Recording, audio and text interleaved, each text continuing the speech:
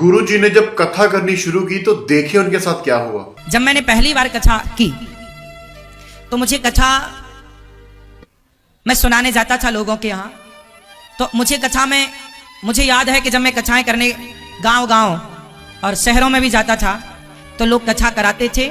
एक मैया ने मुझे कथा कराने की 7 दिन में केवल तुलसी का पत्ता दिया था दक्षिणा में, मुझे याद है।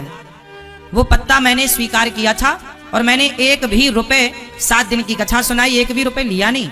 मैया ने जो दिया कि बेटा, मेरे पास एक बहुत गरीब मैया थी, उन्होंने मन किया कि बेटा मुझे कथा सुनना है भागवत। मैंने कहा मैया सुन लो।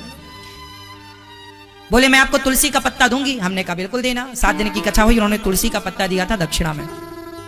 फिर एक दूसरी जगह कथा हुई तो वो एक रिक्शा चलाने वाले हमारे एक भाई थे, उन्होंने मन जाहिर किया कि हमें भी भागवत सुनना है। हमने कहा जरूर।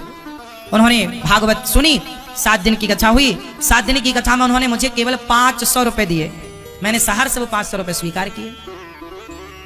और हम लोगों की टीम में 8-10 लोग तो होते ही होते हैं, संगीत वाले भी हैं, साउंड वाले भी हैं। इन सबके होने 10 लोग थे और 7 दिन की कथा हुई, उन्होंने 500 रुपए दिए।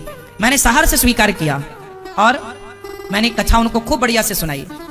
ऐसे करते करते करते करते फिर क्या हुआ, फिर मैं कथा करने गया तो एक जगह मुझे लगभग 30,000 रुपए मिले कथा के। तो मैंने सोचा कि 30,000 रुपए तो बहुत ज्यादा है।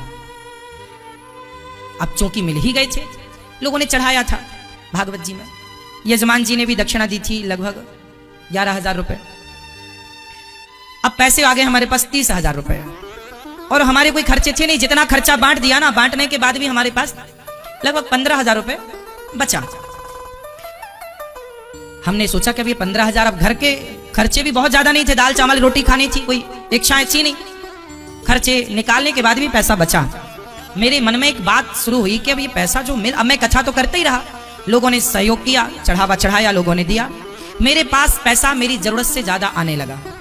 बात समझिएगा, जब मेरी जरूरत से ज्यादा पैसा आने लगा तो उस पैसे ने मुझे विचार करने पर मजबूर किया कि अब इस पैसे का करें क्या।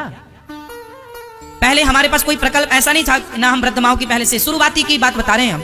उस समय ना आश्रम था, ना गौशाला थी, ना वृद्धाश्रम, ना कुछ भी नहीं। हम भागवत सुनाते थे बस। अब पैसा आता था, लोग सहयोग करते थे, देते थे। कोई 500 दिया, कोई 200 दिया, कोई 100 दिया, कोई 10 दिया, ऐसे ऐसे करके भी पैसा आता था। फिर हमारे मन में एक मंथन चालू हुआ कि भाई ये पैसा मेरी जरूरत से ज्यादा है, क्या करें। अब ये समाज का दिया पैसा है तो क्यों ना इसे समाज में ही लगाया जाए। ये समाज का दिया पैसा है तो इसे कहां लगाया जाए, समाज में। तो मैं सोच नहीं पा रहा था कि मैं क्या करूं। तभी मैं एक बार कथा करने मध्य प्रदेश गया तो वहां पर एक जगह में कथा कर रहा था, तो कथा के बाद एक मैया मेरे से मिलने आई। अब देखना शुरुआत कहां से हुई और ईश्वर ने किस तरह से पहले तो मन में विचार कराया कि कुछ करना है, क्योंकि पैसा ईश्वर दे रहे थे। अब देखो, उस समय मुझे ये नहीं पता था कि भगवान पैसा क्यों दे रहे हैं, लेकिन भगवान दे रहे थे तो उनके देने का भी कुछ ना कुछ उद्देश्य था। अब वो उद्देश्य किस तरह से मिला वो जरा समझिएगा। एक बार मैं कथा करके जहां ठहरा था वहीं रुका, वहीं था। एक मैया आई, हमारी बूढ़ी सी मैया। उन्होंने रोते हुए कहा मेरे से, देखो ये मेरे जीवन का वो टर्निंग पॉइंट है जहां से मेरे विचारों में एक नया परिवर्तन आया। मैं तो विचार कर ही रहा था कि पैसा है तो उसका करना क्या है, लेकिन कोई रास्ता नहीं मिल रहा था कि मैं, अच्छा मेरी तरह कोई दूसरा लड़का होता, मेरी तरह दूसरा, तो वो क्या गाड़ी खरीद लेता, घर भर बनवा लेता। लेकिन मैं उस समय हमारे पास गांव में एक घर था, पिताजी ने जो बनवाया था, घर था ही, तो जरूरत नहीं थी घर भर की और गाड़ी वाड़ी की आवश्यकता थी नहीं। हमारी यात्रा उस समय ट्रेन से होती थी, गाड़ी वाड़ी का भी ख्वाब हम नहीं देखते थे। वो मैया मेरे पास आई और उन्होंने बोला कि बेटा मेरी एक इच्छा है। एक मैया मेरे पास आई, बोला मेरे बेटा मेरी कोई एक इच्छा है। मैंने कहा क्या। बोले जब मैं मर जाऊं तो तुम मेरी चिता को आग लगा देना। उन्होंने मेरे से सबसे पहले एक मैया ने ये बोला कि जब मैं मर जाऊं तो तुम मेरी चिता को, ऐसा उन्होंने बोला तो मैं दंग रह गया। मैंने कहा माँ ऐसा क्यों बोल रही हो आप, आपका तो बेटा है। उन्होंने बोला कि मेरा बेटा तो है, एक बेटा था मैया का।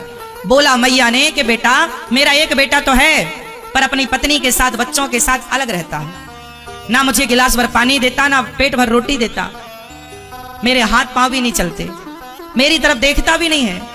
तो मैं सोचती हूँ कि जो बेटा जीते जी पानी ना पिलाया, रोटी ना खिलाया, उस बेटे से मरने के बाद आग लेकर क्या करूंगी। मैं नहीं चाहती कि मेरी चिता को मेरा बेटा आग लगाए। उन्होंने मेरे से बोला कि तुम मेरी चिता में आग लगाना। तब मुझे बात दिमाग तक पहुंच गई, माँ की बात अंदर तक पहुंच गई, हृदय तक गई।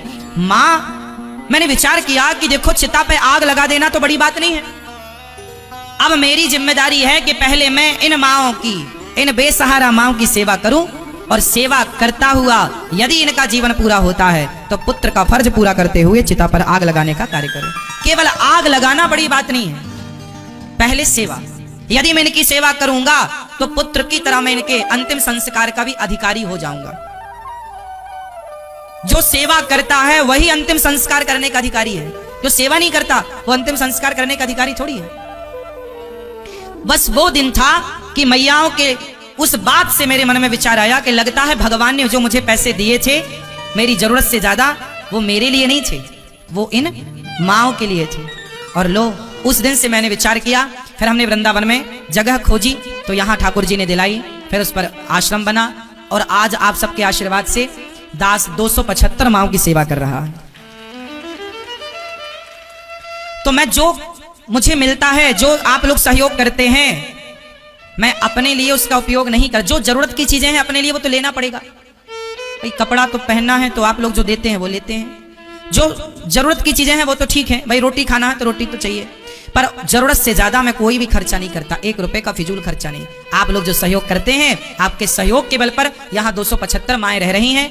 और माँओं की सेवा करने के बाद भी जब मुझे लगा कि पैसे सेवा करने के बाद भी बच रहे हैं तो क्या करूं, तो मुझे लगा कि गौरी गोपाल आश्रम में, वृंदावन धाम में हजारों लोग आते हैं, इन्हें भोजन की व्यवस्था नहीं मिलती। तब गौरी गोपाल अन्न क्षेत्र स्टार्ट हुआ बाद में कि चलो कोई भी आएगा भरपेट भोजन पाएगा।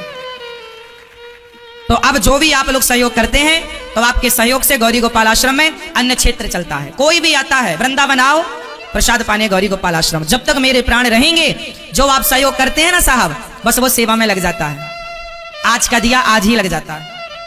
इसलिए हमें विश्वास है कि यह कार्य भगवान ने स्टार्ट कराया है तो वही इसे निभाते चलेंगे, वही कराते चलेंगे। इसलिए आप, बस प्रार्थना है कि आप भी अन्न क्षेत्र अपनी ओर से बंटवाकर, गौरी गोपाल आश्रम में संत लोग भोजन करते हैं। वृंदावन में कोई भी भक्त आ जाए सबको पेट भर भोजन यहाँ निःशुल्क मिलता है। गौरी गोपाल आश्रम वो आश्रम है, पूरे वृंदावन में कभी भी आप आओ, कहीं भी आओ, प्रसाद पाने गौरी गोपाल भगवान की रसोई में आना, आपको निःशुल्क पेट भर भोजन। रात्रि के 2 बजे भी कोई आए तो पेट भर भोजन मिलता है।